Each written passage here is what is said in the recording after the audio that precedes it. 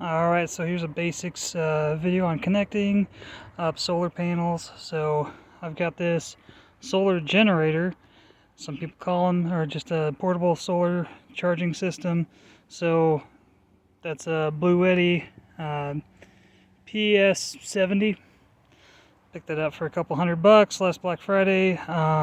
This comes with that cable. Not all of them do, but this comes with the MC4 adapter. Not all of these are going to be equal. Some are going to be bigger, some are smaller.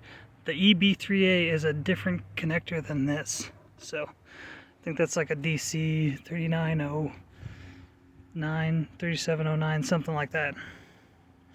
But it just has to have those MC4 connectors on the ends, just like this does here. So I've got this hooked up to my 12-volt battery here. So this is a PWM controller, not an MPPT controller.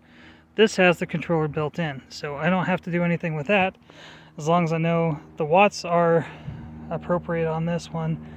It's going to draw whatever the sunlight that comes in, so you just want to make sure you've got the right voltage going in. If you're just doing one panel, you're pretty much never going to get that wrong. One basic panel, you're good. So just get that device, and this I paid $380 for both of those units. This is the Redodo, whatever, however you want to pronounce that. I hear it different ways. Do not call it Redodo, because someone called that and they were actually sponsored. He still calls it that, whatever. But so if you wanted to hook up a battery to a solar panel, you can't just hook the solar panel right into that.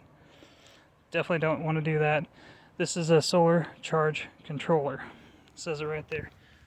So PWM is not as efficient as an MPPT. I don't know the full details. I don't really care. I just want to charge that up. It's going to be fine. I have it set for lithium ion or just lithium. I don't know. I think that works whether it's lithium ion or lithium iron phosphate.